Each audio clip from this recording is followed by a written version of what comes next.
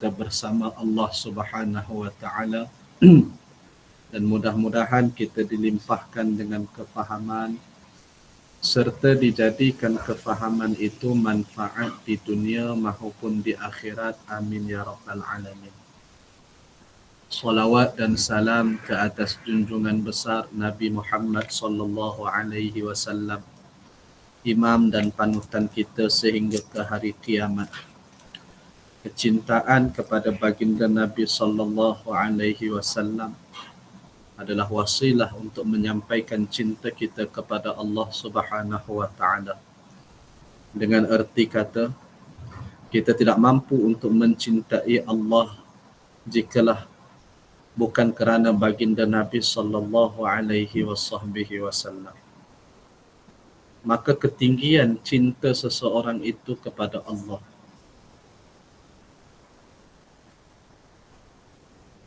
berdasarkan sejauh mana ataupun setinggi mana kecintaannya kepada baginda Nabi sallallahu alaihi wasallam.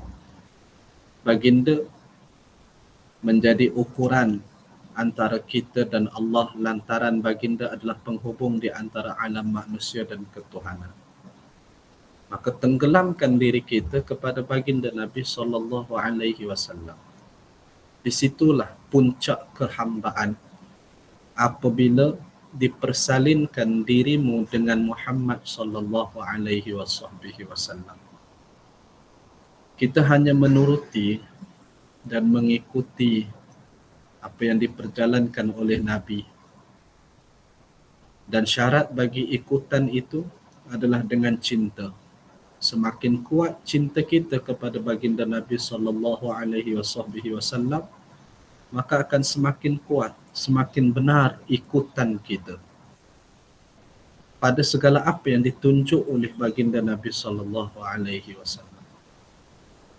Maka di sinilah kita memahami peri pentingnya keperluan diri kita pada guru yang menunjukkan akan bagaimana untuk mendekati ataupun mencapai kecintaan kepada baginda Nabi sallallahu alaihi wasallam, yang akan menghubungkan diri kita dengan baginda Nabi sallallahu alaihi wasallam adalah sekalian para mursyid yang pada dada mereka itu ada tinggalan dan warisan nubuwah, warisan cahaya-cahaya kenabian.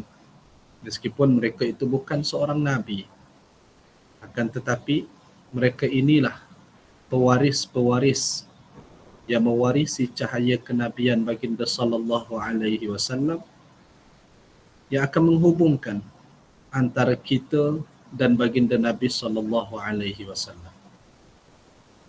Maka perlu difahami bahawa kemuncak perjalanan kepada Tuhan itu apabila kamu tenggelam makrifah kamu kepada baginda Nabi sallallahu alaihi wasallam. Di situlah kolam yang perlu digali.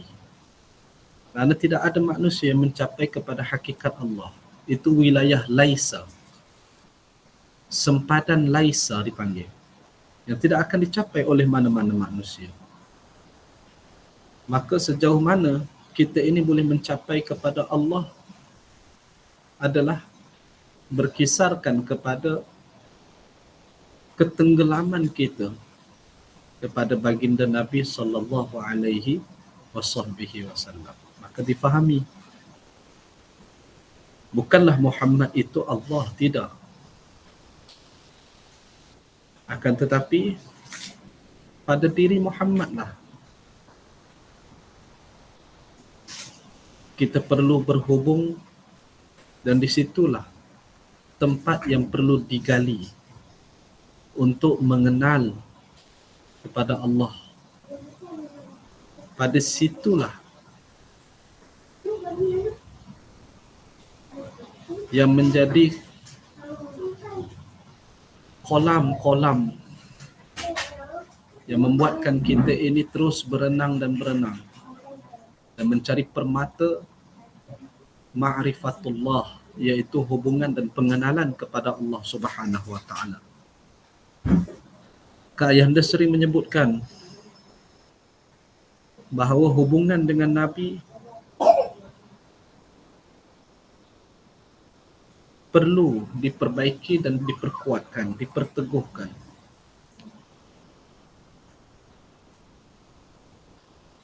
Kerana di situ asas bagi mereka yang ingin berjalan kepada Allah Subhanahu wa taala. Maka para keluarga yang dirahmati oleh Allah, sentiasalah tajdid, memperbaharui hubungan kita dengan Nabi.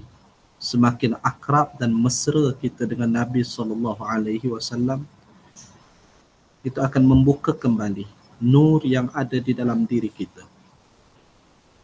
Dan daripada nur itulah akan membukakan segala rahsia-rahsia ketuhanan dan mendudukkan kita pada martabat kehambaan yang sebenar kepada Allah Subhanahu wa taala. Maka penyatuan kita dengan baginda Nabi SAW dipanggil penyatuan rohani. Kita mengembalikan kembali kesedaran roh kita kepada punca bagi sekalian rohani, iaitu nur baginda Nabi SAW.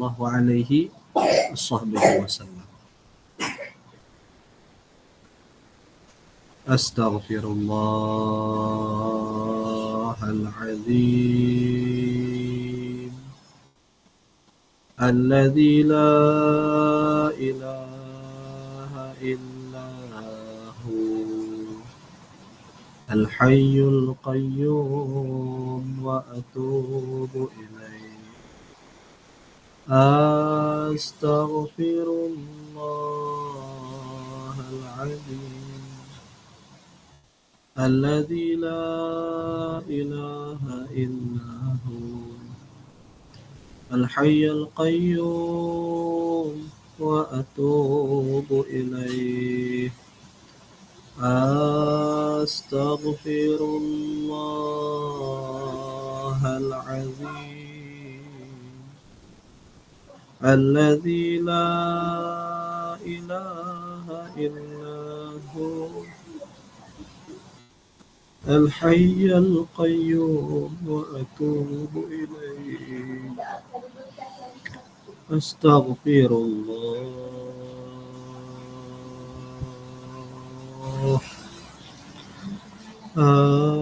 Astaghfirullah. Astaghfirullah. Astaghfirullah. Alladzi la ilaha illa hu.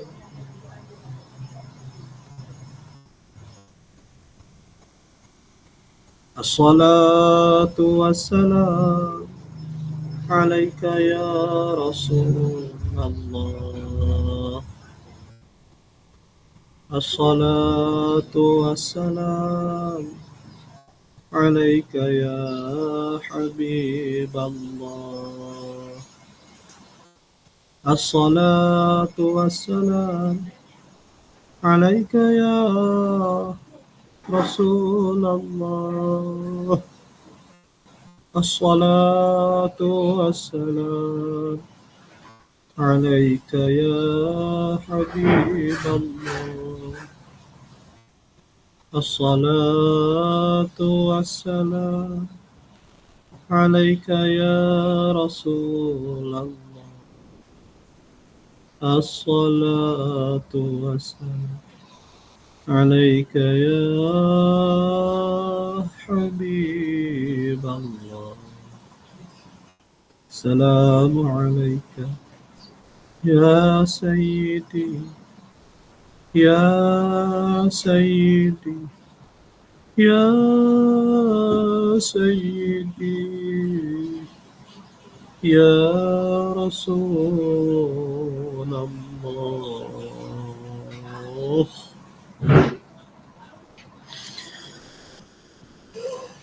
Sallallahu ala Muhammad, sallallahu ala Muhammad, sallallahu ala Muhammad, sallallahu ala Muhammad, sallallahu ala Muhammad, sallallahu ala Muhammad, sallallahu ala Muhammad,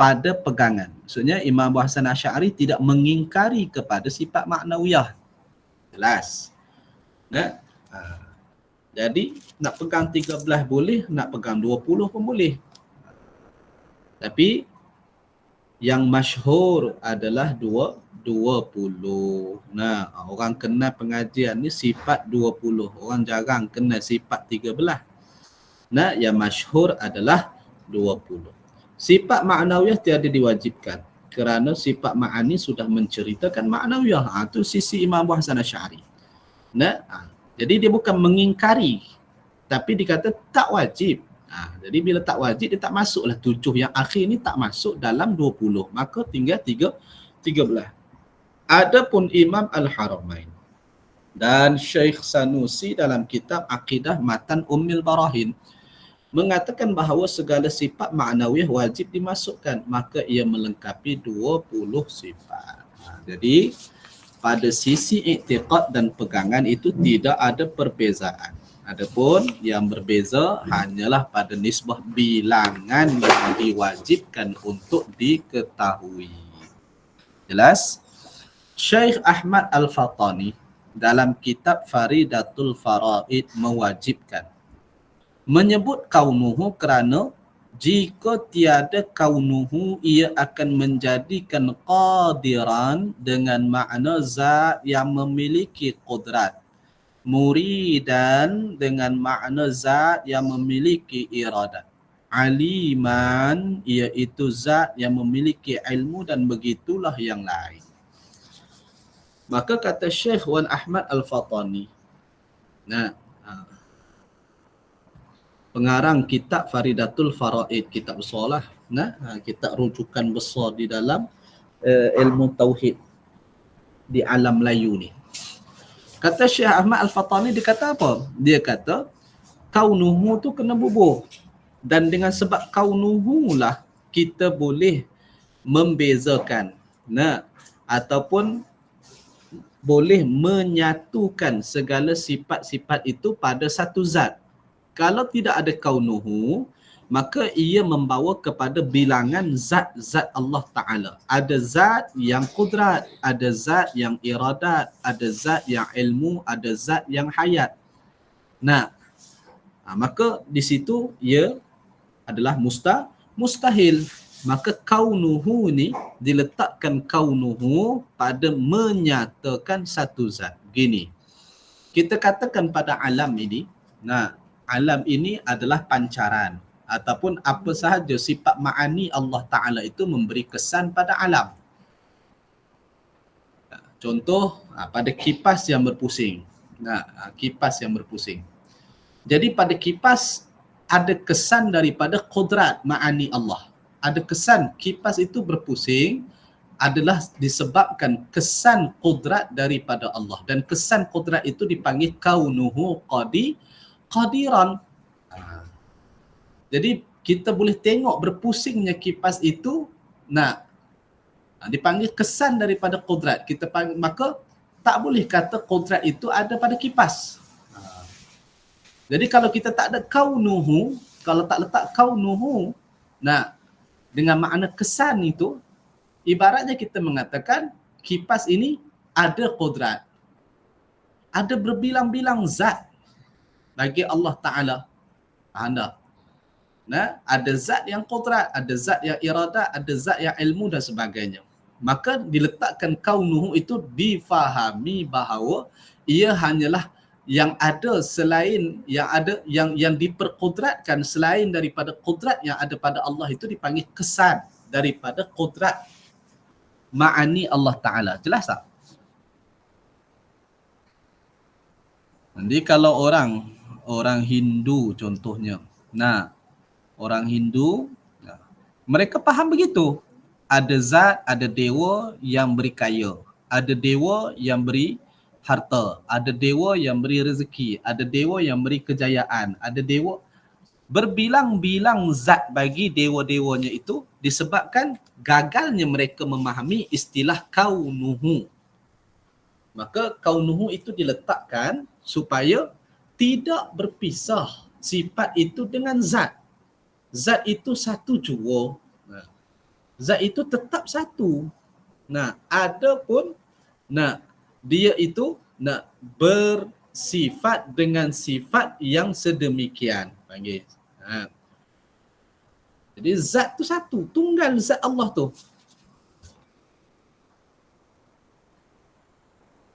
Maka di sini kita memahami tidak ada zat lain yang berkudrat selain daripada zat Allah. Pada kipas tak ada kudrat. Pada kita ni tak ada kudrat. Kita ni kaunuhu qadiran, diikatkan dengan kudrat Allah. Kudrat yang ada pada zat Allah. Segala apa yang ada pada alam ni dia tak ada kudrat. Dia panggil kesan daripada kudrat yang ada pada zat Allah. Kaunuhu itu mengikat. Mengikat segala apa yang berlaku pada alam, kesan-kesan daripada kudrat itu dengan kudrat yang ada pada zat Allah. Jelas tak? Maka di sinilah kita menafikan ada sifat bagi selain daripada Allah. Ada sifat yang memberi bekas selain pada Allah. Menyalanya lampu. Betul tak kita kata menyalanya lampu dengan kudrat Allah? Betul. Tapi adakah kudrat pada lampu? Tak. Jadi habis yang kata ada kudrat, yang kata menyala lampu tu dengan kudrat apa? Dipanggil kesan. Kaunuhu qadiran. Yang keliru situ. Panggil kesan-kesan ma'nawiyah. Satu, ma'nawiyah ni nak menghubungkan, nak memberitahu bahawa alam ini nak difungsikan oleh Allah, ditadbir urus oleh Allah Ta'ala. Satu. Yang hanya memberi bekas hanya Allah. Ini boleh kita faham daripada sifat ma'nawiyah. Satu. Yang kedua, kita boleh memahami hubungan alam ini dengan Allah. Di mana hubungannya? Kaunuhu. Segala yang berfungsi pada alam ini bukan berfungsi dengan sendirinya. Bukan ada kodrat sendirinya. Bukan ada iradat sendirinya. Bukan ada ilmu sendirinya. Akan tapi ialah kaunuhu yang menyatakan sifat Allah Ta'ala yang ada pada zat Allah. Yang tunggal.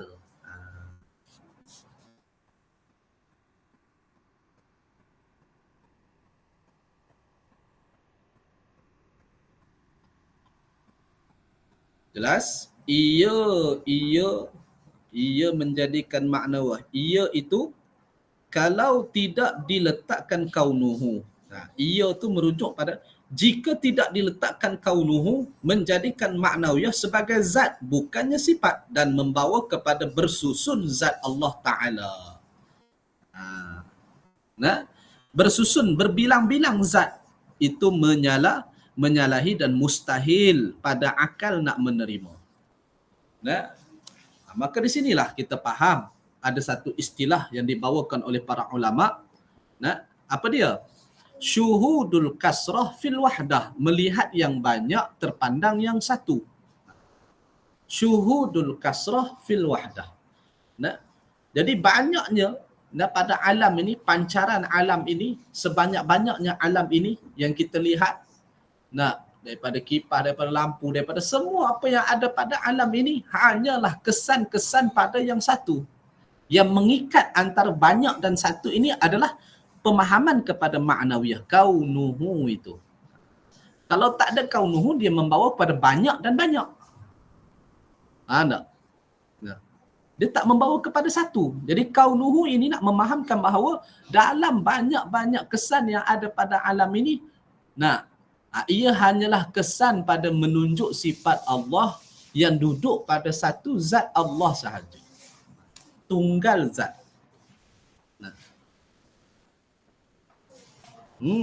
Tak ada sifat-sifat lain yang memberi bekas ataupun tidak ada zat lain.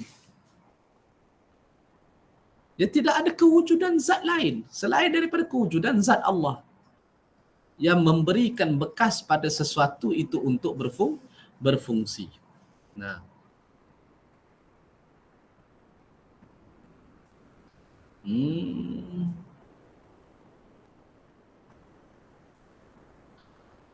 Maka nak ceritanya apa? Tidak ada Tuhan selain Allah situ. Tidak ada Tuhan selain dia.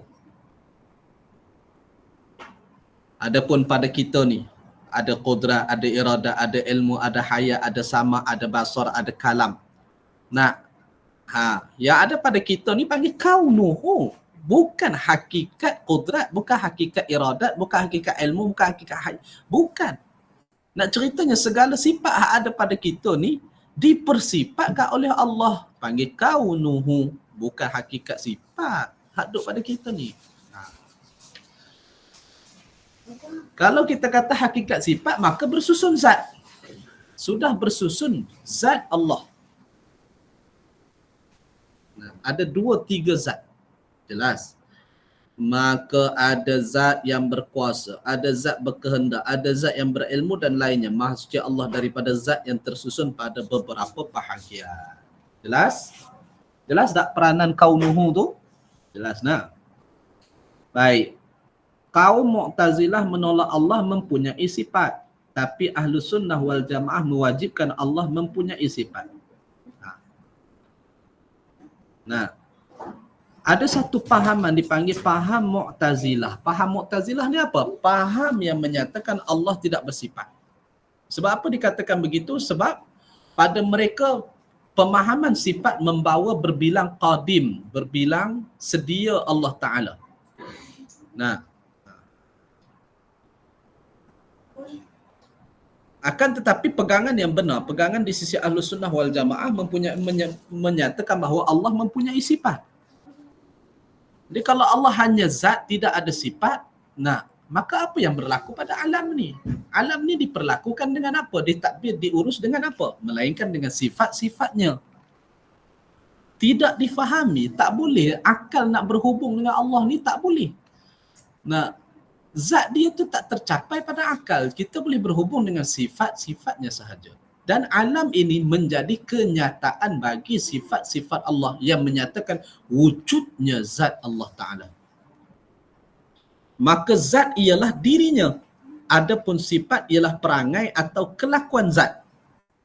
Keduanya tiada boleh berpisah. Wujud zat tanpa sifat adalah mustahil kerana zat ibarat nyawa yang hidup. Tanpa memiliki sifat, mendengar, melihat, berkata-kata, berilmu, qudrat, iradat, maka ia hanya nyawa yang tiada berfungsi atau zat yang tiada memberi bekas. Maka di situlah dalil bagi Ahlus Sunnah wal Jamaah mengatakan Allah mempunyai sifat. Nah? Kalau zat tidak ada sifat, maka kaku. Maka kata ayahanda, nah, zat ni ibarat nyawa yang hidup. Sifat ialah kefungsian bagi nyawa tersebut. Jadi nyawa jika tidak difungsikan, maka apa makna kepada nyawa itu? Nah. Jadi tidak berpisah di antara keduanya, di antara zat dan sifat. Jadi yang menghubungkan di antara zat dan sifat ni mana? Kaunuhu. Pada hakikatnya sifat Allah bukannya tersusun atau bercerai antara satu sama lain. Ia disusun sedemikian rupa hanyalah sebutan dan untuk mudahkan kepahaman.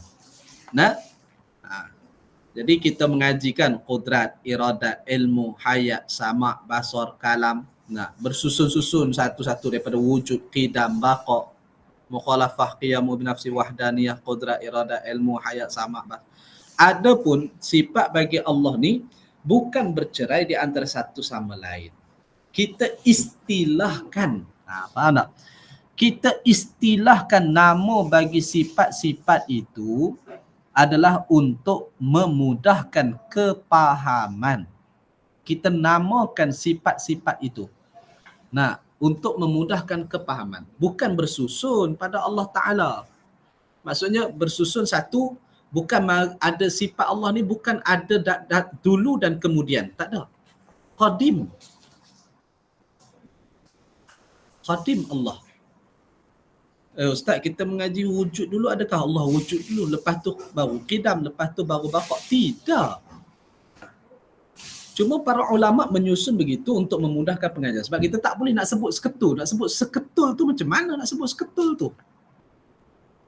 Sekaligus dengan kepahaman, tak boleh. Maka kita istilahkan dengan susunan dan bercerai di antara satu sama lain. Ada qudrat, ada iradat, ada ilmu. Hakikatnya satu jua sifatnya. Contoh gini, seperti Ali memiliki sifat melihat, mendengar, bercakap, bijak, berani, pemaaf atau lainnya.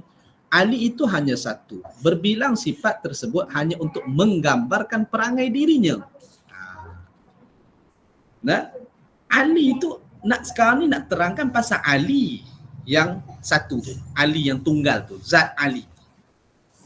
Akan tetapi tidak boleh diterangkan Ali jika tidak ada sifat-sifatnya.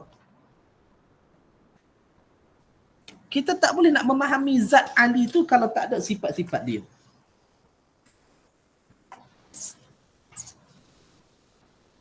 Maka segala sifat-sifat bagi Ali, cakap, bijak, berani, pemaaf atau lainnya, hanya untuk menerangkan keadaan Ali itu. Nak menyatakan Ali.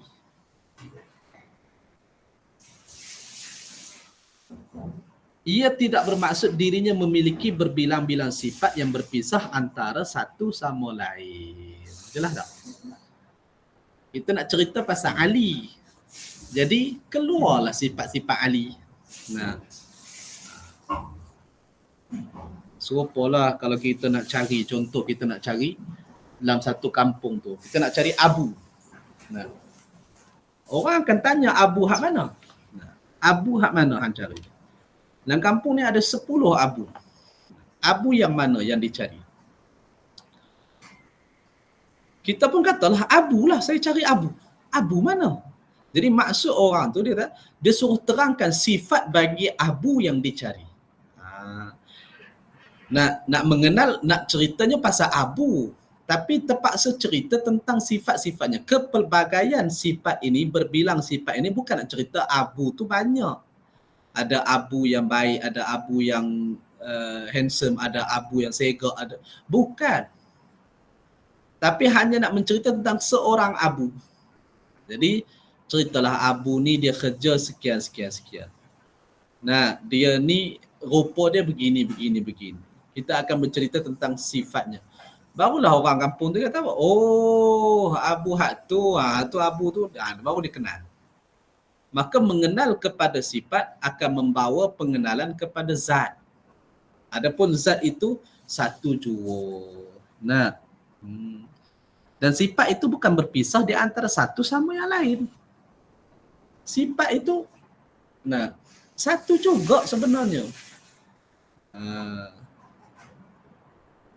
Pada satu kewujudan.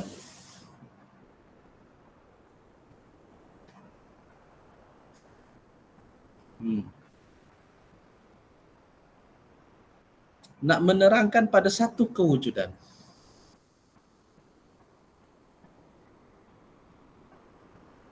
Jadi kita bercakap tentang Ali tu, dia melihat, mendengar. Ali yang memiliki sifat melihat, mendengar, bercakap, bijak, berani, pemaaf. Bukan nak cerita pasal bijak, berani, pemaaf tu, nak cerita pasal Ali sebenarnya. Cuma sifat bagi Ali adalah, keluarlah ciri-ciri bagi Ali. Faham tak? Adapun ia tidak berpisah satu sama lain. Boleh faham tak? Tak apa, pelan-pelan. Tiada berpisah zat dengan sifat seperti kertas putih dengan putih. Maka putih kertas itu nak menceritakan tentang diri kertas itu. Bukan kita nak fokus pada putih itu semata, tak. Putih itu untuk mengenal kepada diri kertas. Kertas adalah zat, warna putih adalah sifat. Tidak nak ceritanya tak berpisah sifat dengan zat itu. Kita bukan bincang sifat hanya kepada sifat dah. Tapi sifat ini jalan untuk mengenal kepada zat. Gitu. Kalau nak cerita zat tak boleh cerita. Nak cerita zat apa contoh? Zat tasbih. Cuba cerita zat tasbih ni. Nak cerita apa? Zat ni benda yang tak boleh nak cerita. Jadi kena cerita kepada sifatnya. Dan bila kita bercerita kepada sifat, itu untuk mengenalkan kepada zat. Tak berpisah di antara zat dan sifat. Bukan kita nak fokus pada sifat tu, tak. Sifat tu hanya jalan, kaedah untuk mengenal kepada zat. Hakikatnya kita nak mengenal kepada zat. Dia membawa pengenalan kepada zat. Jadi segala sifat-sifat yang ada pada kita ni untuk menceritakan sifat Allah Ta'ala yang menceritakan akan zat dia. Faham tak?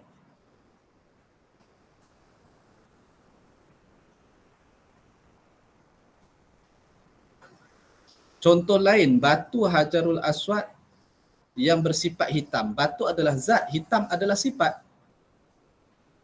Berlainan kayu yang diwarnakan biru. Kayu adalah zat, tapi biru bukan sifat kayu tersebut dan ia boleh hilang.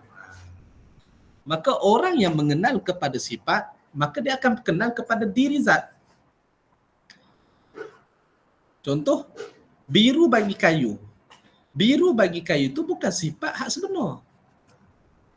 Bukan hakiki sifat zat kayu.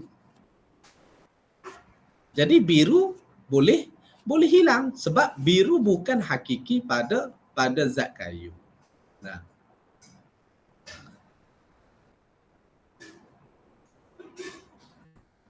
Jadi segala sifat-sifat yang tidak sempurna tidak layak diletak pada Allah. Contohnya apa? Allah bertempat di arash. Allah bertempat di arash. Nah, bila kita mengatakan Allah duduk di atas arash, itu sudah ada persamaan ataupun sudah menyalahi kepada diri ataupun zat Allah Ta'ala. Kerana Allah sebut kalau laisa kamitslihi syai'. Aku tidak sebanding dengan sesuatu jua. Tak serupa Tuhan dengan sekalian yang ada. Jadi bertempat bukan sifat Allah. Faham tak? Jadi bila kita faham sifat, kita boleh mengenal kepada diri zat itu.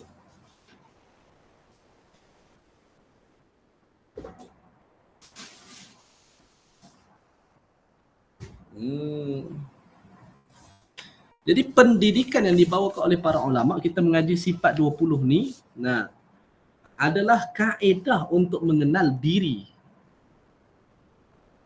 ataupun zat Allah Ta'ala.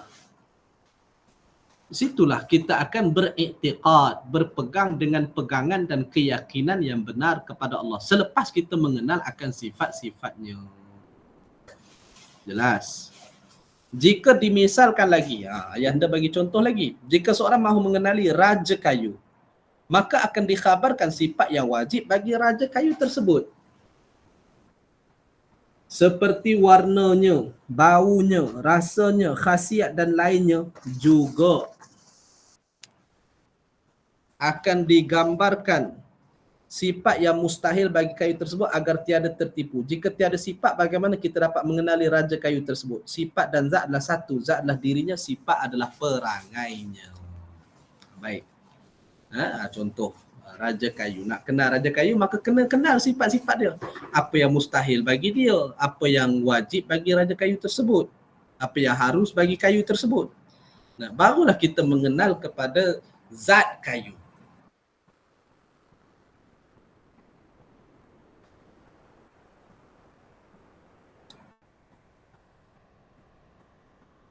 Jadi disiplin inilah, kefahaman inilah yang diterapkan di dalam pengajian sifat 20 untuk memperkenalkan akan sifat-sifat Allah sehingga kita boleh membezakan mana yang wajib bagi Allah dan mana yang mustahil bagi Allah, mana yang harus bagi Allah. Maka di situ akan kejaplah pegangan dan keyakinan kita kepada zat Allah Ta'ala.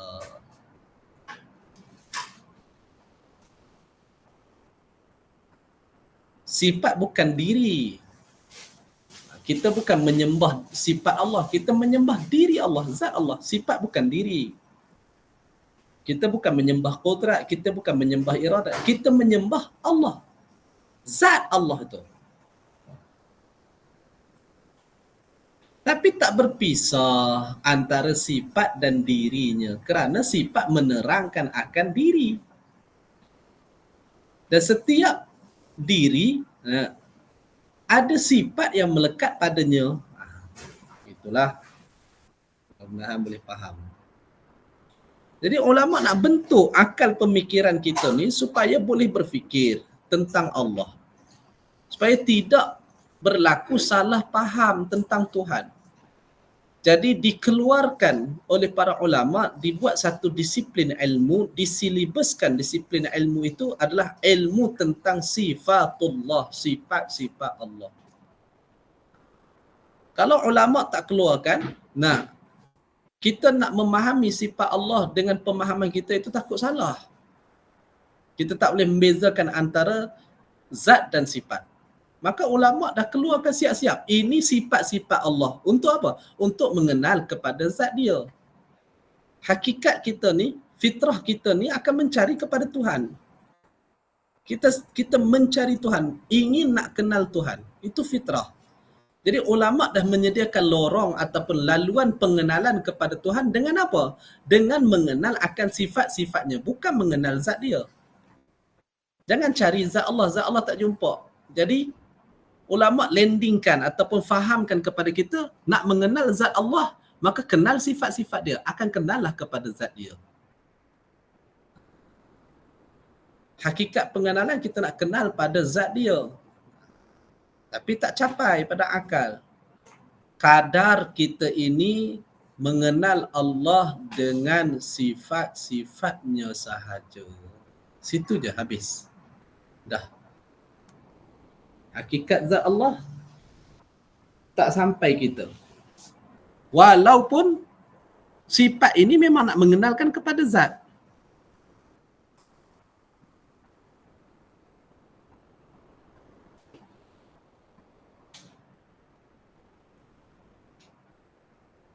Sebab itu kemuncak kepada tauhid itu mesti mencapai kepada syuhudiyah. Sehingga terbuka kembali pandangan pada mata hati kamu. Syuhud, penyaksian, menyaksikan akan keagungan Allah.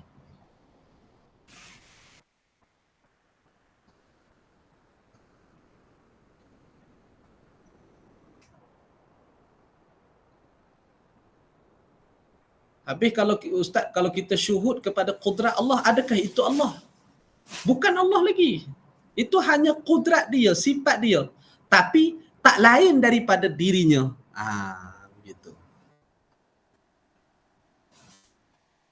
Sebab sifat dan zat saling melazimi di antara satu sama lain.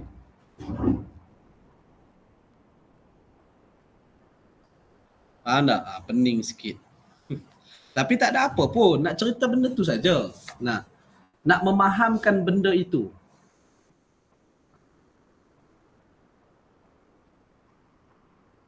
Satu, nak memahamkan hubungan di antara zat dan sifat.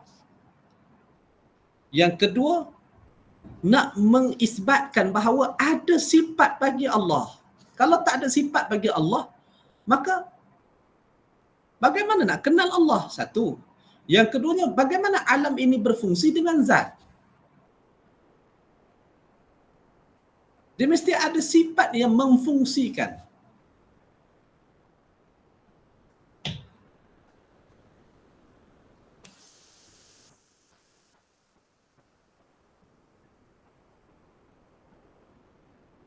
Jadi apabila melihat kepada alam, terpandanglah kepada sifat-sifat Allah. Dia ikat kat situ.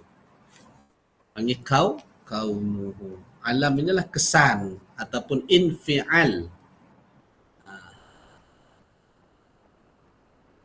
Ayat-ayat kauniyah. Infial. Kesan daripada perbuatan Allah. Kesan daripada satu, kesan daripada af'al, perbuatan Allah. Kesan daripada asma Allah. Kesan daripada sifat-sifat Allah. Kesan daripada zat Allah. Tenggelamlah satu-satu. Mula-mula nak melihat kesan ni, lihat kesan perbuatan dulu. Tenggelam perbuatan, tenggelam af'al, kita akan nampak asma. Tengok kipas pusingan, tengok kipas. Kipas ni tak pisah pada kudrat Allah. Jadi dengan sebab adanya kudrat pada Allah Ta'ala itu, maka kipas ni boleh berfungsi. Berfungsinya kipas ni dengan kudrat Allah. Satu. Jadi af'al, kita nampak perbuatan Allah yang memusingkan kipas dengan kudrat dia. Itu hakikat, sebab bekas pada alam ni tak ada kecuali Allah. Yang memberi bekas hanya Allah. Jadi berpusingnya kipas itu tidak boleh menafikan Allah. Mesti ada hubungan dengan kudrat Allah. Jadi pandang, mula-mula tenggelam pada af'al, perbuatan dia yang memusingkan kipas. Daripada af'al tenggelam kepada asma. Kita nampak kenapa, ataupun di sebalik perbuatannya itu nampak asma-asma, nama-nama dia. Oh, pusingnya kipas ni nama dia Ar-Rahman, kasih Tuhan, beri kita sejuk. Kasih Tuhan, Rahman ya Allah, beri kita selesa.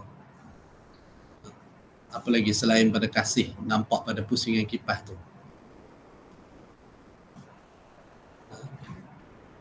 Belas dia, kasih dia ada pada kipas tu.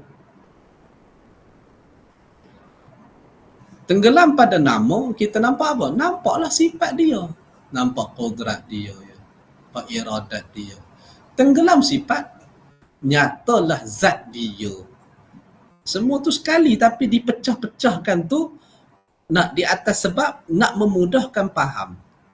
Hakikatnya nak cerita pasal zat dia, diri dia. Tapi dipecahkan pada af'al, perbuatan dia. Lepas tu asma', lepas tu sifat. Inilah yang digariskan oleh para ulama, cara untuk mengenal kepada zat. Jadi dia berdasarkan kepada sejauh mana kita ini tenggelam. Dan hal itu melibatkan perjalanan rohaniyah. Macam mana kita nak bahas dengan akal?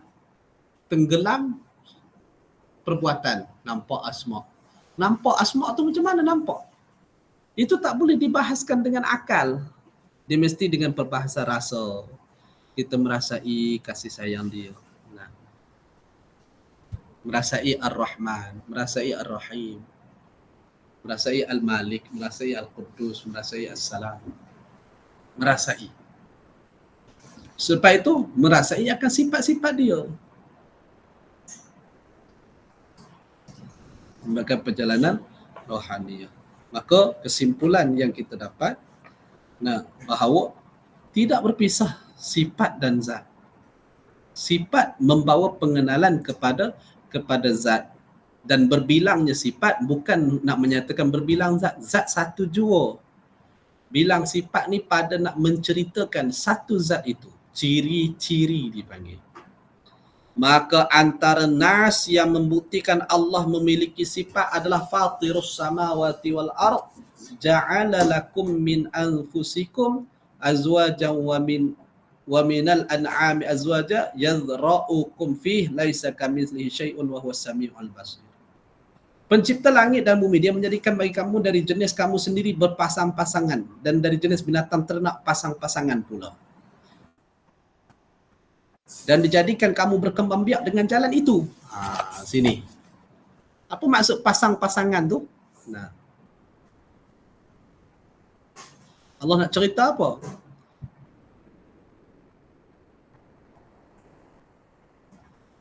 Nak ceritakan bahawa ada sifat bagi setiap apa yang telah diciptakan Allah.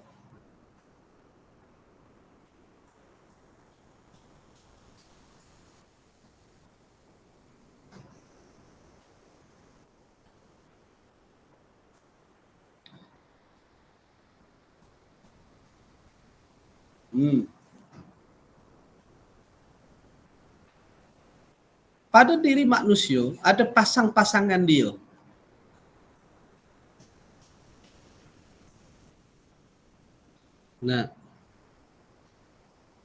Ada laki, ada perempuan. Ada sifat bagi lelaki, ada sifat bagi perempuan. Allah detailkan sifat-sifat tersebut. Tak apa, kita kenal dulu, kenal sini dulu. Allah detailkan sifat-sifat tersebut sehingga dengan sifat itu kita mengenal ini lelaki, ini perempuan. Kita mengenal.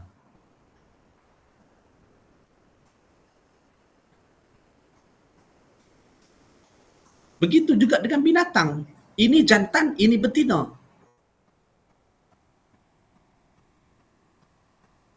Dan di antara binatang dan manusia itu ada sifat yang khusus pula. Kita tak panggil manusia, kita tak panggil insan dengan nama binatang kerana sifat-sifat keinsanan yang ada pada dia. Binatang dengan sifat-sifat kebinatangan yang ada pada dia.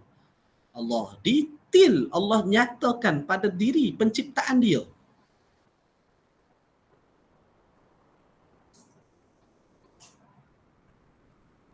Dan dijadikan kamu berkembang biak dengan jalan itu. Maksudnya apa? Hasil daripada Nabi Adam, bermula daripada Nabi Adam sampai ke kita hari ini semua jalan-jalan untuk bermakrifat dengan Allah. Kehidupan kamu itu adalah contoh makrifat, contoh pengenalan kepada Allah.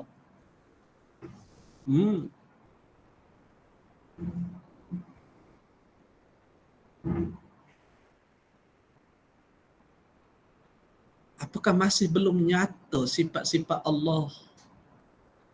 Sedangkan sudah nyata pada penciptaan dia yang telah mempersifatkan akan segala kompleksnya sifat yang ada pada setiap makhluk. Sehingga kita boleh jenamakan makhluk ini dan membezakan di antara makhluk. Sesama kita pun boleh berbeza.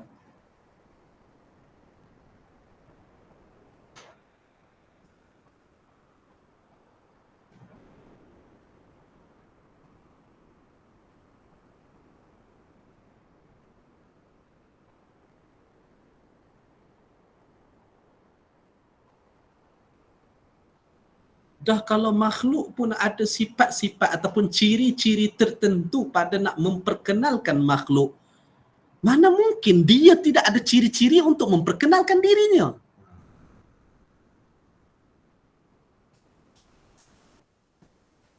Kamu itulah ciri-ciri pengenalan kepada dirinya. Faham tak?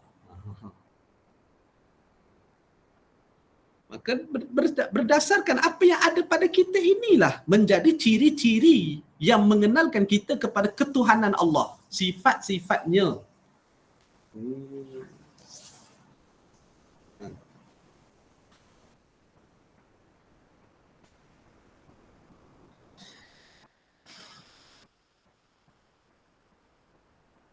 Maka tidak boleh menafikan sifat bagi Allah.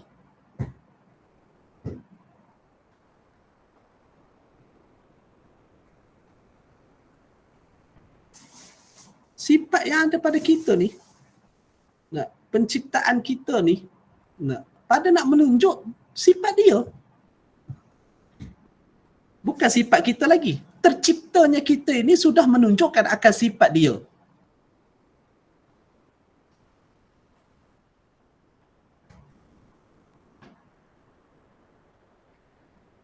Dia faham tak? Jadi dia mencipta kita berpasang-pasangan. Menunjukkan apa? Nak menunjukkan ada beza. Ada ciri-ciri tertentu. Hak laki, ciri laki. Hak perempuan, ciri perempuan. Allah dah kelaskan. Binatang, jantan, ciri jantan. Betina, ciri betina.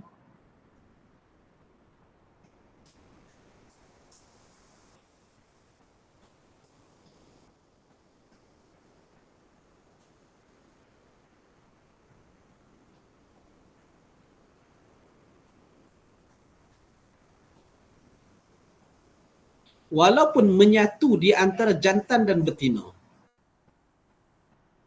menyatu di antara laki dan perempuan, yang akan keluar apa dia? Tetap juga sama ada jantan atau betina. Nak menjelaskan bahawa sifatnya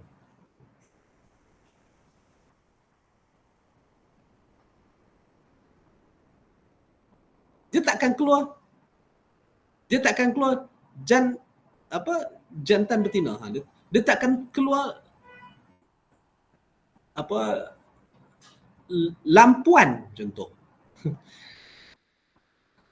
Dia akan jadi lelaki atau perempuan.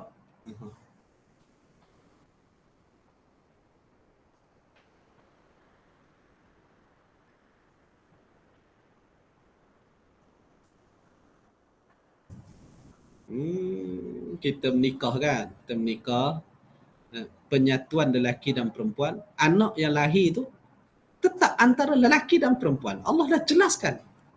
Ada ciri-cirinya. Begitu juga binatang. Yang lahir daripada binatang itu tetap sama ada jantan atau betina. Ada ciri-cirinya.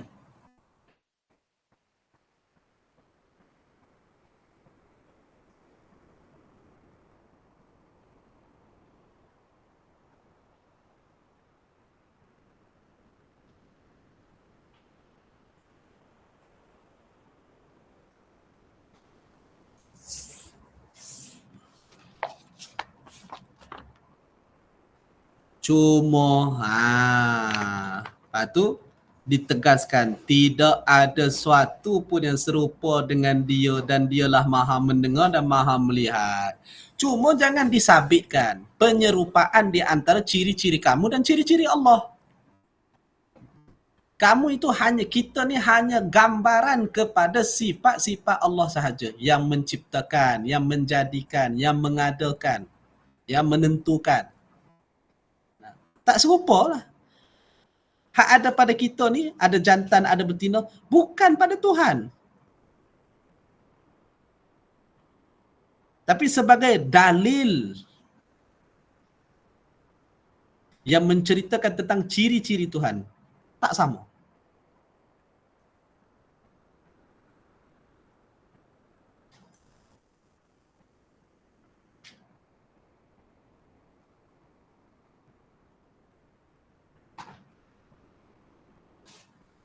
Kalau antara lelaki dan perempuan pun tak boleh sama. Tukarlah macam mana pun, takkan sama. Antara binatang dan manusia pun tak boleh sama. Ini kan pula antara makhluk dan Tuhan. Mana lagi tak boleh sama?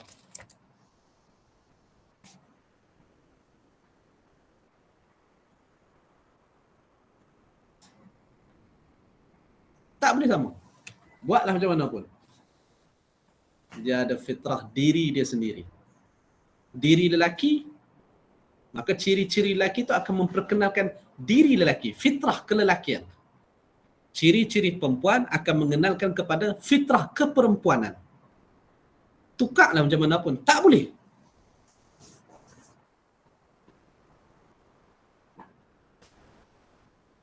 Sebab ciri-ciri menerangkan kepada diri.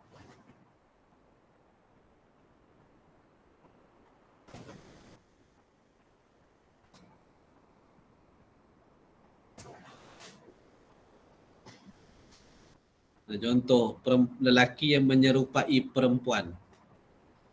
Nah, dia tak boleh nak mengubah diri. Zat dia tu tak boleh nak ubah. Sebab diri yang begini memang dah ditetapkan oleh Allah. Ciri dia begini. Kalau dia ubah ciri, takkan mengubah diri.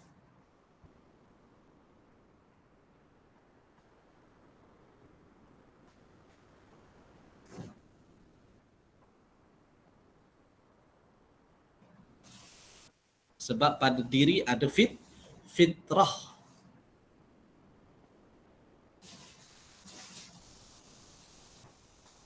Sudah menjadi ketetapan pada sisi Allah.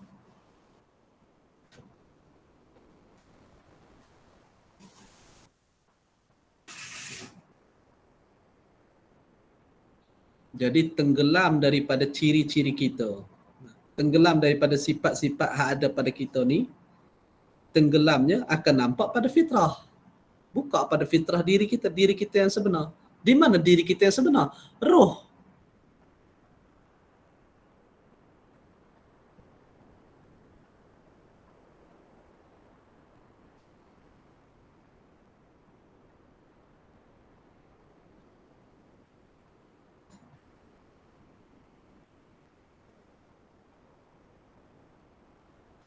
tenggelam pada roh, apa dia? Sifatullah. Situ.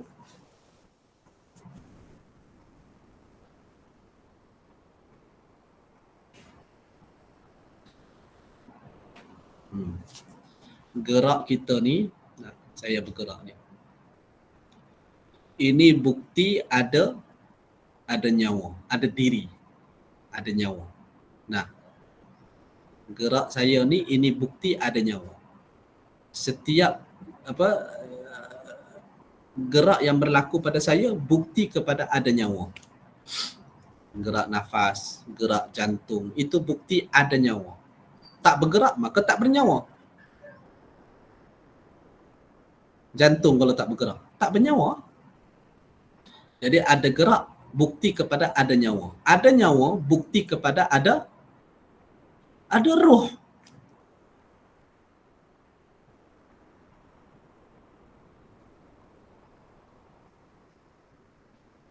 Roh tanpa Rasul ibarat mati. Ingat balik hak mengaji belakang tu. Jadi ada roh bukti kepada ada nur Nabi SAW. Nur Nabi bukti kepada ada sifat Allah. Tajalli sifat dipanggil.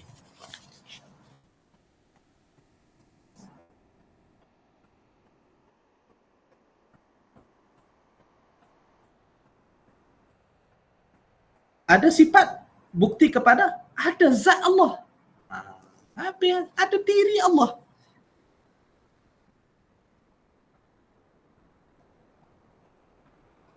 Jadi kita ini adalah tajalli, panggil pantulan kepada sifat-sifat dia.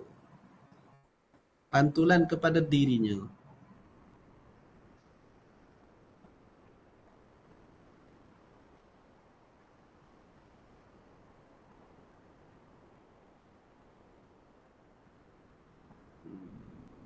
Benda pantul ni tak serupa.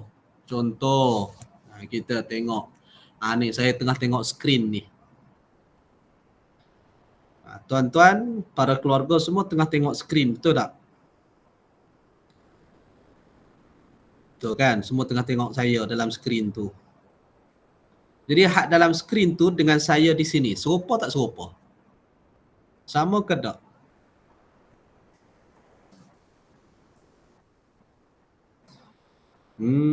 Tak sama. Hak dalam skrin tu tanya dia. Cuma tanya dalam skrin tu. Dia bukan ada IC. Hak ada IC mana? Ni saya ni yang ada IC. Bukan hak dalam skrin tu. Saya hadut sini.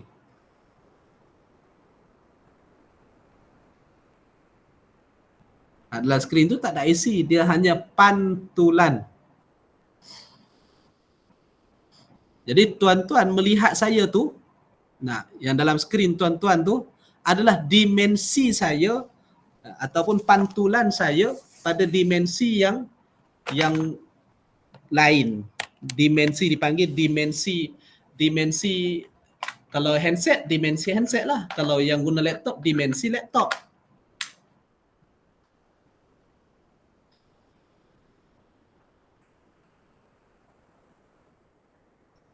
Berbeza dimensi, beza pula pantulan. Bukan saya tu yang dalam skrin tu. Bukan saya yang hakiki. Saya duduk di sini ni. Saya di sini. Ni diri saya ni, diri saya. Saya di sini. Hak tuan-tuan nampak tu pantulan saya. Bukan saya.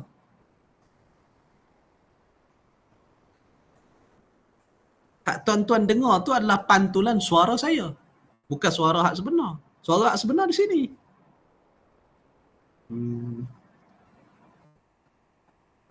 Tak serupa, lain.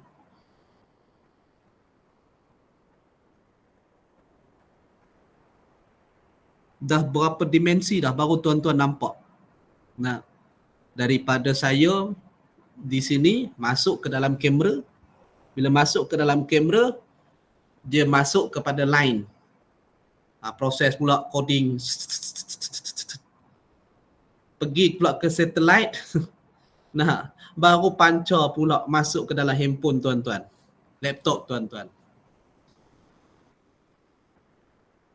Saya tak masuk dalam kabel-kabel elektrik apa semua tu. Saya duduk di sini je. Yang masuk tu apa?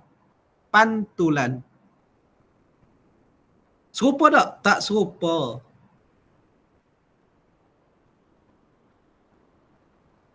Tapi tak lari daripada hak asal. Nah,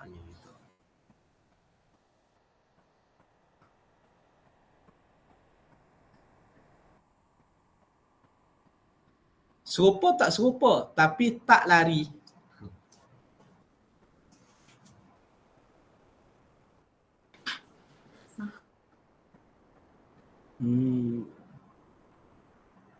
Saya tak ada dalam handphone tuan-tuan tu. Mana ada kalau tuan-tuan katok pun tak berasa saya. Cuba jentik handphone tu.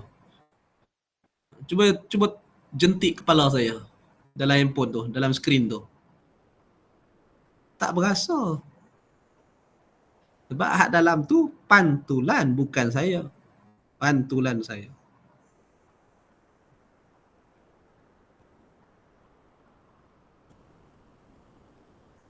Jadi kita ni adalah pantulan kepada sifat-sifat Allah.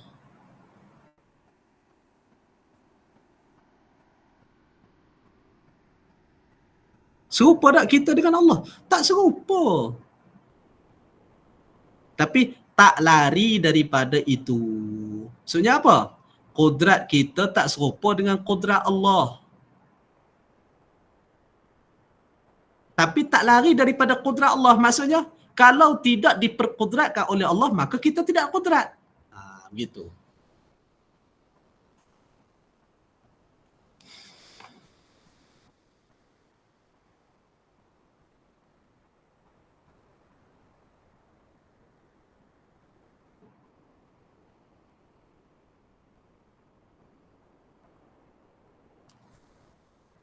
Macam mana boleh ada sifat pada kamu kalau tidak dipersifatkan oleh Tuhan?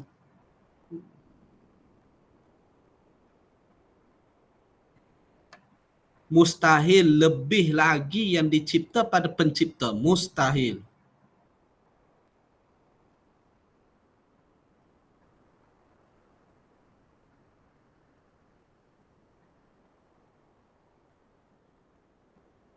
Yang dicipta mesti kurang daripada pencipta.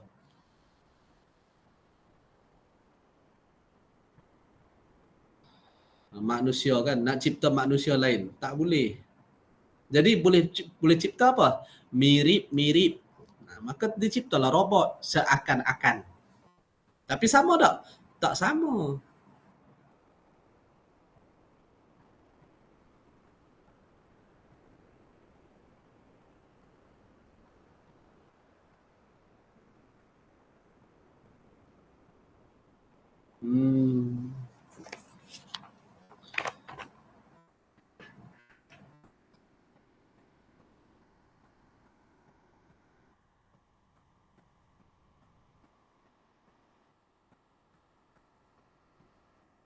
Jadi kita ni adalah tempat untuk Allah membuktikan sifat-sifatnya.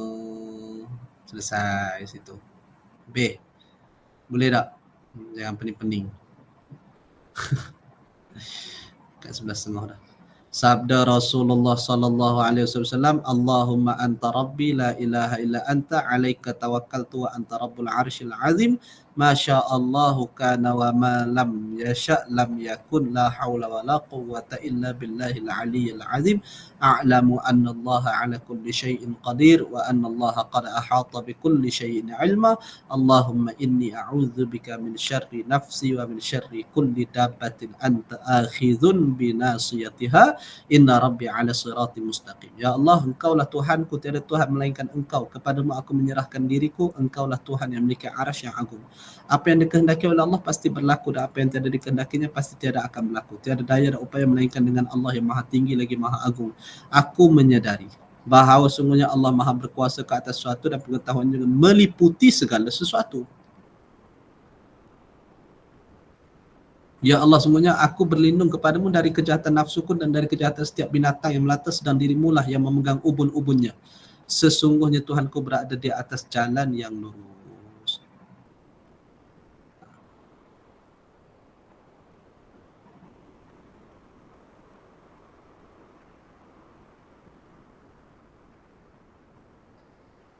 Apa yang dikehendaki oleh Allah pasti berlaku, dan apa yang tiada dikehendakinya pasti tiada akan berlaku. Tiada daya dan upaya melainkan dengan Allah yang Maha Tinggi lagi Maha Agung. Nah,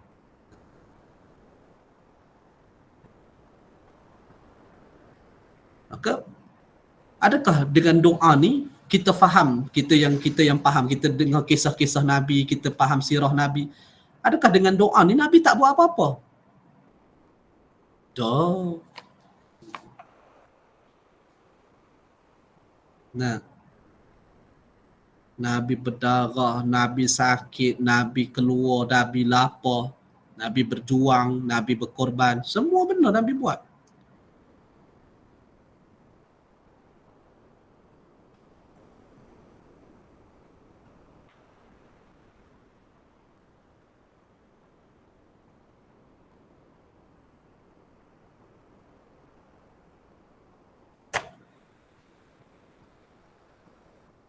Nak menunjukkan apa? Sifat kenabian yang ada pada Nabi SAW. Dengan apa yang dibawa ataupun dikorbankan oleh Nabi, yang dilakukan oleh Nabi, maka kita mengenali sifat kenabian dia. Kasih dia, cinta dia. Nah, membawa kita mengenal kepada Nabi. Bawa kenal kepada dirinya.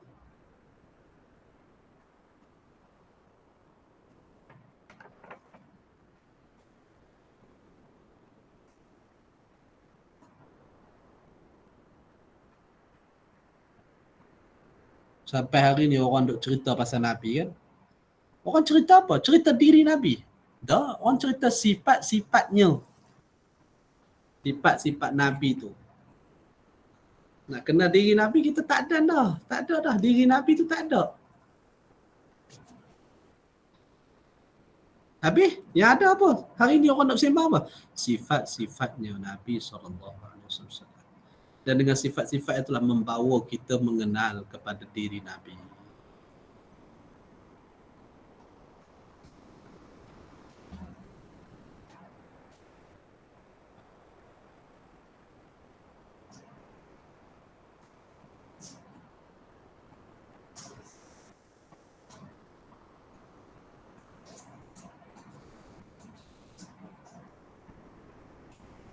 Jadi daripada hadis ni, kita boleh faham apa? Boleh faham bahawa Nabi menyebutkan akan segala sifat-sifat Allah dalam hadis ni. Bahawa Nabi tidak menafikan sifat Allah. Engkaulah yang berkehendak, engkaulah yang memiliki arash, engkaulah yang berkehendak tiap-tiap suatu. Engkaulah yang tinggi lagi Maha Agung. Aku menyadari bahawa sungguhnya Allah Maha berkuasa, engkaulah yang berkuasa atas sesuatu. Engkaulah yang berpengetahuan meliputi segala sesuatu. Engkaulah tempat berlindung. Itu segala sifat-sifat dia.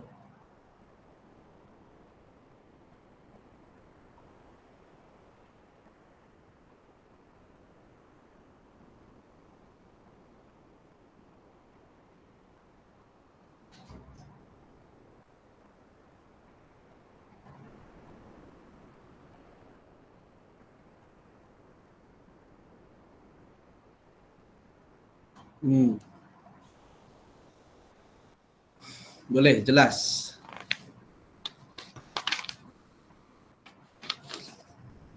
Kan nak tutup dah. Nak tutup perbahasan sifat ni. Habis dah perbahasan sifat 20. Jadi ayahanda nak menegaskan bahawa inilah disiplin yang dibawa oleh para ulama. Inilah disiplin pengajian yang dibawakan oleh para ulama untuk kamu mengenal akan sifat-sifat Allah. Maka di situ je tahap pengenalan yang boleh berlaku. Jadi kata Nabi SAW, tafakkaru fi khalqillah wala tafakkaru fi dhatillah. Berfikir tentang penciptaan Allah, tapi jangan berfikir tentang zat Allah. Jadi bila dikatakan berfikir tentang penciptaan Allah, adakah itu Allah? Bukan Allah. Tapi apa dia? Ciptaan-ciptaan yang telah diciptakan dengan segala sifat-sifatnya. Di situlah tempat mengenal akan sifat-sifat Allah. Pada mana? Pada ciptaan dia. Fikirlah, tengoklah. Maka kasih ulama pada kita ni, ulama dah cipta dah. Dia wujudkan ilmu ni supaya dapat berhubung. Dia jelaskan sifat-sifat Allah tu pada kita. Senang. Kita ni tinggal lagi nak cari je. Tengok kipas, cari mana kodrat dia. Nak menghubungkan antara kipas yang berpusing dengan kodrat Allah. Nak menghubungkan antara kipas pusing dengan iradat Allah. Nak menghubungkan antara kipas pusing dengan ilmu Allah. Nak menghubungkan antara kipas pusing dengan hayat Allah. Maka diberitahu pula jawapan oleh para ulama. Kaunuhu, kesan. Tak ada kat kipas tu, tak ada kodrat, tak ada iradat, tak ada ilmu, tak ada hayat, tak ada samak, tak ada kalam, tak ada basar. Tak ada pada kipas tu. Hak ada apa? Kesan daripada sekalian sifat.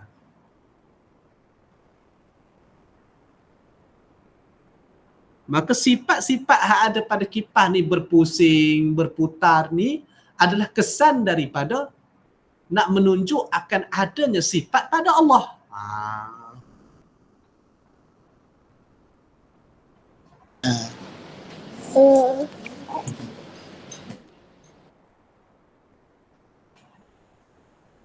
Maka apabila melihat kepada diri kamu, jangan tersangkut dengan sifat kamu. Sebab sifat kamu tu nak menceritakan akan sifatnya Allah. Diciptakan kita ini dengan bersifat pada nak menceritakan dirinya yang bersifat.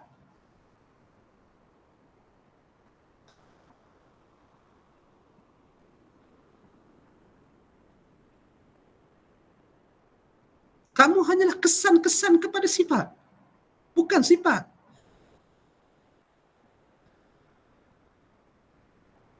Kodrat tu duduk pada Tuhan, bukan duduk pada kamu. Tapi kita ni ada kodrat tak? Diperkodratkan. Kesan daripada kodrat. Diperilmukan kesan daripada ilmu. Diiradahkan kesan daripada iradat. Dihidupkan kesan daripada hayat.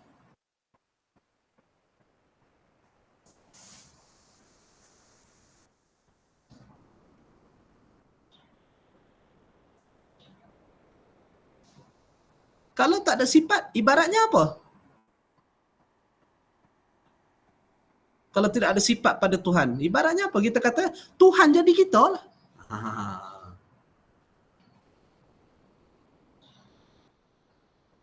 Akan berlaku salah faham, kekeliruan.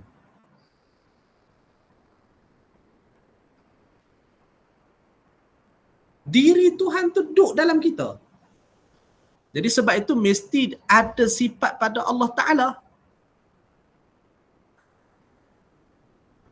Jadi segala sifat pada diri kamu tu nak menyatakan sifat Allah.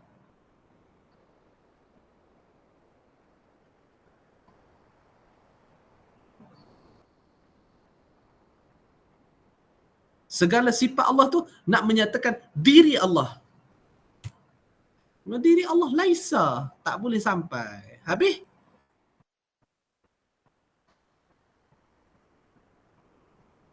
Berhubunglah dengan sifatnya. Sebenarnya kita sudah berhubung dengan dirinya. Itu saja.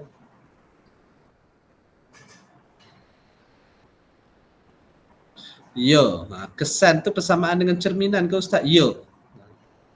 Saya bergerak, contoh. Okey, saya angkat tangan. Tak. Nah. Saya angkat tangan kan? Ini saya angkat tangan. Nampak tak dalam skrin saya angkat tangan? Hak dalam skrin tu adalah kesan. Yang mengangkat tangan tu bukan dalam skrin tu. Hak dalam skrin tuan-tuan tu, para keluarga sekalian tu, bukan dia yang angkat tangan. Yang angkat tangan ni saya ni yang angkat tangan. Hak dalam skrin tu cerminan ataupun kesan, pantulan daripada saya yang mengangkat tangan ni, dipantulkan di dalam kamera ni Masuklah pada tuan-tuan. Tapi adakah yang dalam skrin tu yang mengangkat tangan? Tak, yang mengangkat tangan tu saya. Cerminan boleh, bayangan boleh. Dia tak ada istilah yang tepat, kata ayahanda. Tak ada istilah yang tepat. Cumanya itulah istilah yang diguna pakai oleh para ulama. Kalau istilah bahasa Arabnya tajalli. Jadi kita ni adalah tajalli daripada sifatullah, sifat Allah, af'al Allah, perbuatan Allah, asma Allah. Jadi jangan tersangkut melihat kepada sifat kita. Pasal apa? Sifat kita diciptakan, bukan sifat hakiki. Itu tadi sebutkan, kita sebutkan. Tu. Fatirus samawati wal ard, pencipta langit, dia menjadikan, ja'ala lakum min anfusikum, dia yang menjadikan diri kamu daripada jenis dan berpasangan. Nak menunjukkan apa? Allah bukan menjadikan diri hanya zat semata-mata, daripada berpasangan. Nak menunjukkan ada sifat pada diri kamu tu. Sehingga dengan itu pada ayat lain Allah menceritakan pula untuk kamu berkenal-kenalan. Barulah boleh kenal. Kenal dengan apa? Dengan sifat. Dengan jenis. Maka kenallah kita dengan lelaki perempuan. Kenallah kita dengan tinggi rendah. Kenallah kita dengan gemuk kurus. Kenallah kita dengan Melayu, India, Cina, bangsa. Kenallah kita dengan keturunan. Gitu.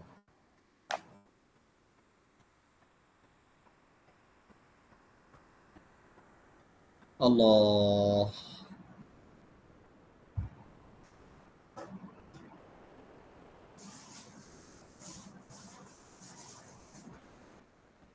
Tapi sebenar-benar pengenalan mana? Mengenal akan sifatnya. Sekarang ni tinggal lagi kita nak kembalikan kesedaran. Sifat kamu itu adalah tajalli kepada sifat Allah. Bukan sifat kamu. Sebab kamu tu diciptakan. Jadi diciptakan dengan apa? Dengan sifat-sifat Allah.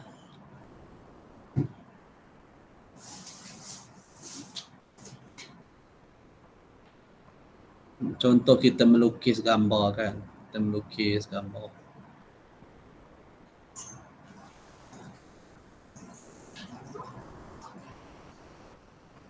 Jadi kita mempersifatkan di dalam lukisan kita itu. Jadi orang akan nampak antara yang orang akan nampak dalam gambar tu satu, sifat seni dia, sifat kehalusan dia melukis. Halus tu ada pada gambar ke? Tak ada. Halus tu ada pada orang hak melukis itulah. Tapi orang nak tengok halus tu di mana? Di gambar itulah. Panggil pantulan. Kita sudah memantulkan sifat halus tu pada gambar. Orang tengok Allah berseninya. Halusnya lukisan dia ni. Telitinya lukisan. Teliti tu ada pada gambar ke? Tak ada. Teliti tu duduk pada orang hak melukis tu.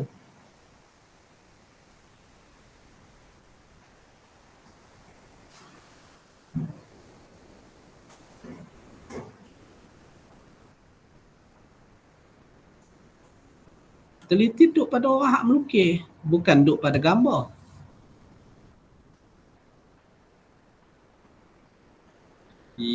Sama juga pada diri kita nyata dan jelas akan pantulan sifat Allah. Jadi mengaji sifat ketuhanan ni untuk satu, menjelaskan akan sifat-sifat Allah. Yang kedua, apa dia? Menyedarkan kembali akan kehambaan kamu. Perlunya kamu itu berhubung dengan sifat Allah. Situlah kehambaan. Sedarkan balik bahawa kamu itu fakir, hanya berhajat kepada sifat Allah yang menggerakkan. yang mendengarkan, yang melihatkan, yang mempercakapkan dan sebagainya. Sehingga nyata perbezaan di antara kita dan Allah.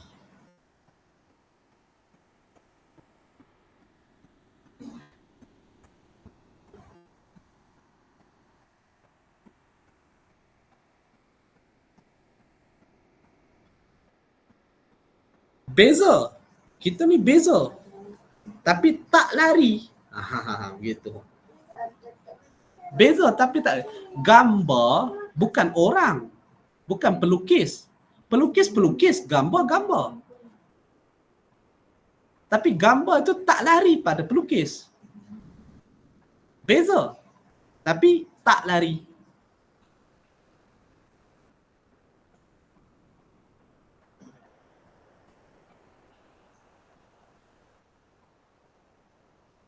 Kita bukan Allah, Allah bukan kita. Beza. Kita makhluk, Allah khalik, pencipta. Tapi tak lari. Dipanggil, yang bahasa tak lari tu apa? Pantulan.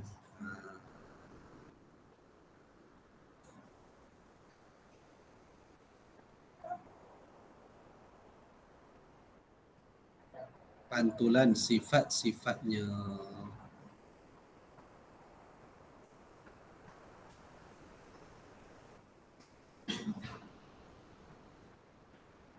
Kita ni pantulan kepada sifat-sifatnya.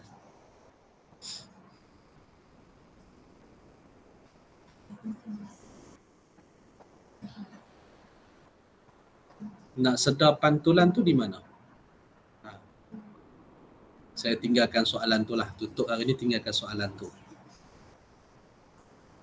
Alat yang memantulkan mana? Kita kalau nak tengok pantulan kita, tengok cermin. Kan? Alat kita cermin. Nak tengok diri kita, pantulan kita. Yang menghubungkan kita dengan Allah, alat yang memperlihatkan pantulan itu mana? Mana ada cermin.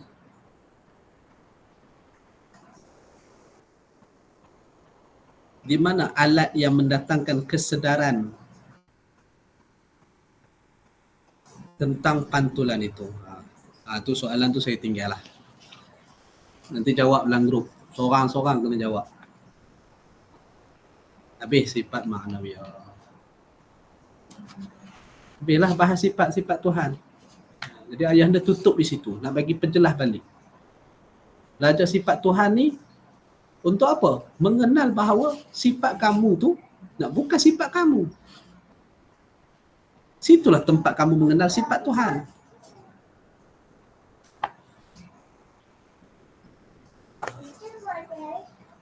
Wallahu a'lam bissawab. Ada soalan kat kedua belah lah.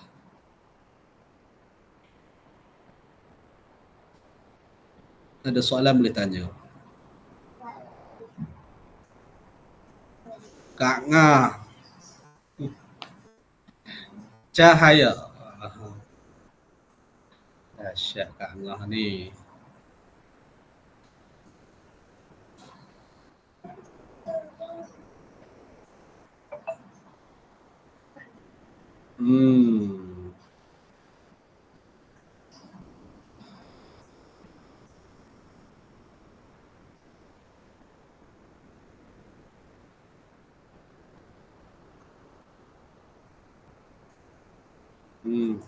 Lagi? Ramai dah jawab dah tu.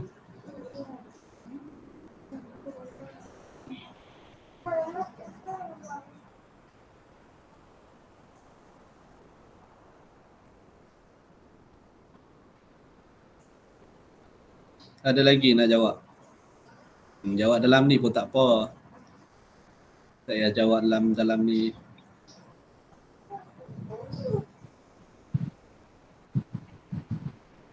Ustaz, Kak Nurul jawab boleh tak? Ya, sila Kak Nurul. Rasanya dekat kolbu kita, Ustaz. Betul.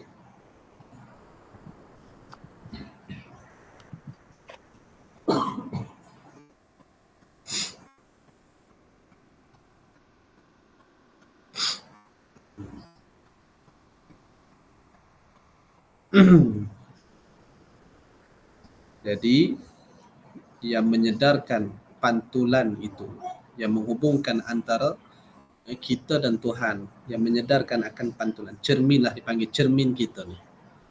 Cermin kita, cermin bahasa dipanggil bahasa cermin lah, alat. Alat yang memantulkan tu apa? Betul lah. Cahaya.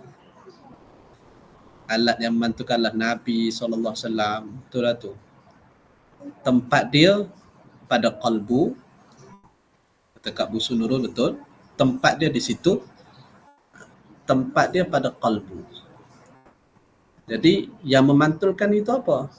Nur yang ada pada qalbu kamu. Allahumma shalli ala Muhammad.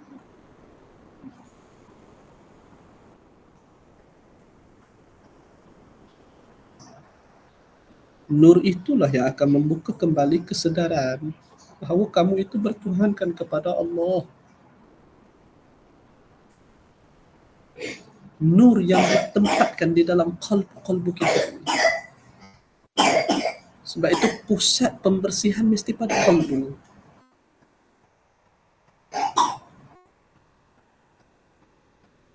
Mesti disucikan qalbu kita sehingga terpancar balik nur itu yang membukakan rahsia-rahsia pantulan. Dan pantulan kamu itulah rahsia-rahsia ketika kamu menyedari bahawa kamu digerakkan, kamu dihidupkan, kamu dinafaskan, kamu segalanya dengan belas kasih Tuhan.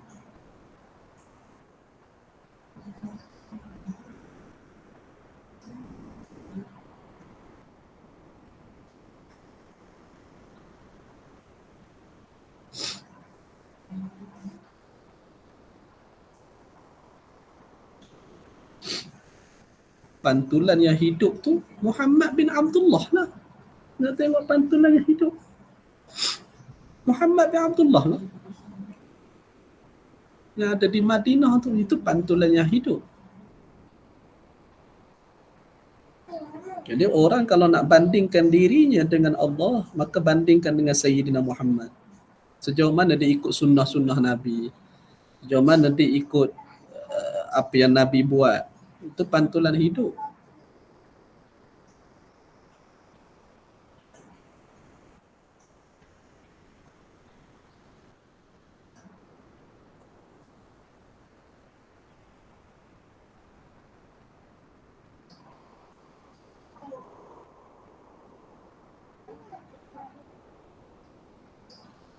Jadi nak tengok sejauh mana dia menyedari hubungan dia dengan Allah, terpantulnya pada qalbu, tengok pada mana? Tengok pada Muhammad bin Abdullah. Ada tak mirip dia dengan Muhammad bin Abdullah? Dipanggil akhlak. Orang yang terbuka pantulan pada dirinya, terbuka nur pada dirinya, kata ayahanda, dia akan dipakaikan dengan akhlak-akhlak Muhammad. Kurang marahnya, kurang sombongnya, kurang menyakiti orang. Dia bersifat sejahtera. Maka nak semak balik kita ni terpantul ataupun tidak, ataupun sedar tak kita ni pantulan, tengok pada Muhammad bin Abdullah, tengok akhlak-akhlak Nabi. Jadi tak pada diri kita?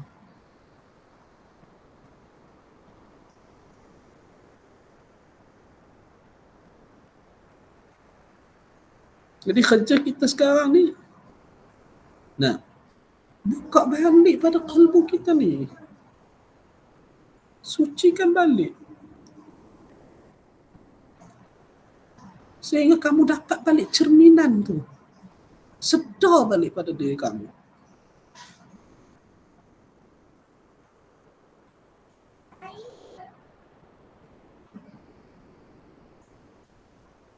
Tempat dia di situ. Cari balik nur yang telah dipancarkan oleh Allah di diri kamu. Di situlah rahsia kecintaan Allah, di situlah rahsia kasih sayang Allah, di situlah rahsia pengampunan Allah, di situlah segala rahsia pada nur itu.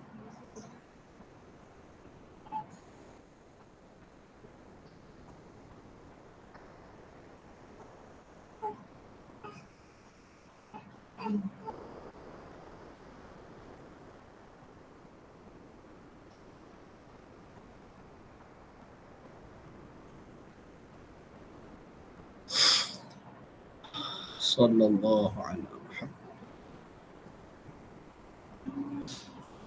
Itu kadang-kadang kita baca as-salatu wassalam alaika ya nur zatillah.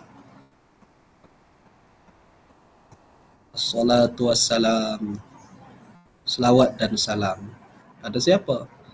Pada Muhammad lah. Muhammad di mana? Muhammad yang bangsa pada nur yang ada dalam kalbu kamu tu, bukan Muhammad bin Abdullah.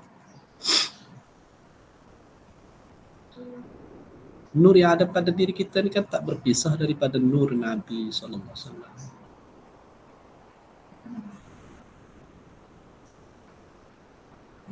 Nak sedar as-salatu wassalam alaika ya nur zatillah.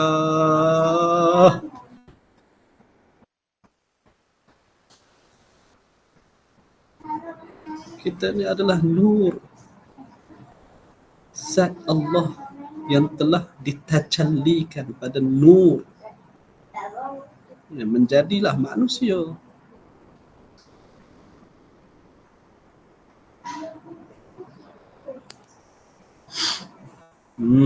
Rezekilah hari ini nak terbuka. Mudah-mudahan difahami. Kalau ada kekeliruan ditanya, jangan simpan, jangan pendam. Nah, kalau masih keliru, masih tak dapat, itu terus disoal. Di bahasa yang kita bicara hari ini bukan bahasa akal. Dia kena masuk dengan penyucian kalbu. Jadi nur itu bukan benda boleh bercakap. Nur ni benda rasa. Cuma apa yang kita bincang hari ini adalah rangka-rangka kefahaman. Jadi para keluarga dah tahu ke mana nak pukul zikir tu, nak jelmakan apa. Nah, jadi kita nak pukul zikir, pukul selawat. Nah, kita berzikir, kita berselawat tu untuk apa? Untuk memukul balik kalbu kita, menyuci balik sehingga terbuka balik nur itu. Ketika terbuka nur, sedarlah kamu bahawa pantulan itu, macam mana kalian sedang melihat pantulan yang di depan cermin kalian tu, di dalam skrin kalian tu, macam mana nyata tu akan nyata lah sifat-sifatnya begitulah. Nah, sebab itu ditekankan untuk bersuluk, ditekankan untuk berzikir dan sebagainya. Dan di sini perlunya peranan mursyid untuk membimbing dalam perjalanan penyucian jiwa tu.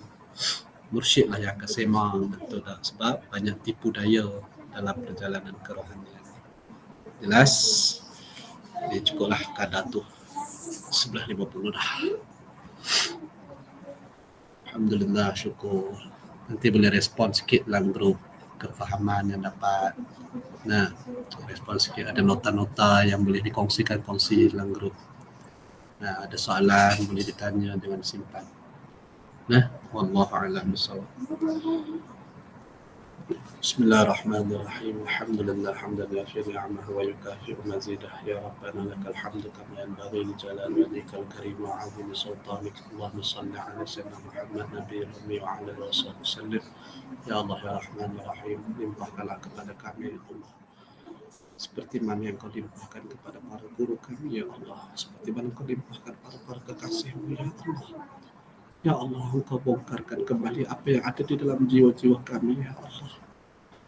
Engkau bukakan kembali hijab-hijab di dalam kalbu-kalbu kami ya Allah, daripada kegelapan-kegelapan maksiat yang telah kami lakukan kepada ya Allah. Engkau cerahkan kembali jiwa-jiwa kami ya Allah, untuk kami menyadari akan keberadaanmu ya Allah, kewujudanmu ya Allah, menyadari akan segala sifat-sifatmu ya Allah, menyadari kembali akan fitrah diri kami, menyadari kembali akan kehambaan kami dan berhajat kami kepadamu ya Allah. Ya Allah ya Rahman ya Rahim, ya Allah ya Rahman ya Rahim, Engkaulah pemilik kepada jiwa-jiwa kami ya Allah. Telah Engkau titipkan rahsia-rahsia-Mu di dalam diri ini ya Allah. Ya Allah, kami memohon dan bersimpuh di hadapan-Mu ya Allah, agar terbukanya rahsia-rahsia ilahiyah pada diri kami. untuk kami benar mengabdikan diri kami kepadamu ya Allah. Benar solat kami padamu ya Allah. Benar ibadah-ibadah kami padamu. Benar kehidupan kami kepadamu ya Allah. Ya Arhamar Rahim.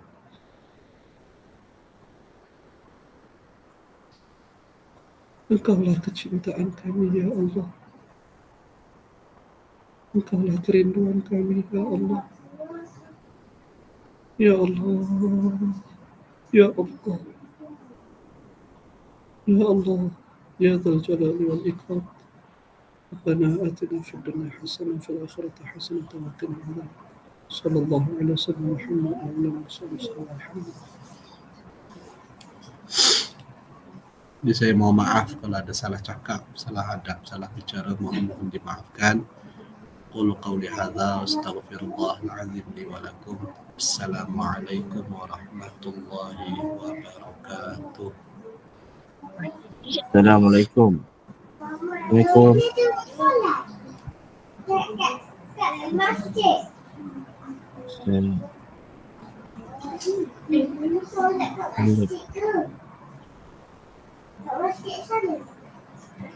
Assalamualaikum. Salam Abang Ah ya. Ni Ucu nak promote ni untuk majlis malam ni. InsyaAllah malam ni 11.30 malam. Majlis lawat dan zikir bersama Ucu. Jadi untuk peserta pengajian digalakkan hadir lah insyaAllah pukul 9.30 malam ni insyaAllah.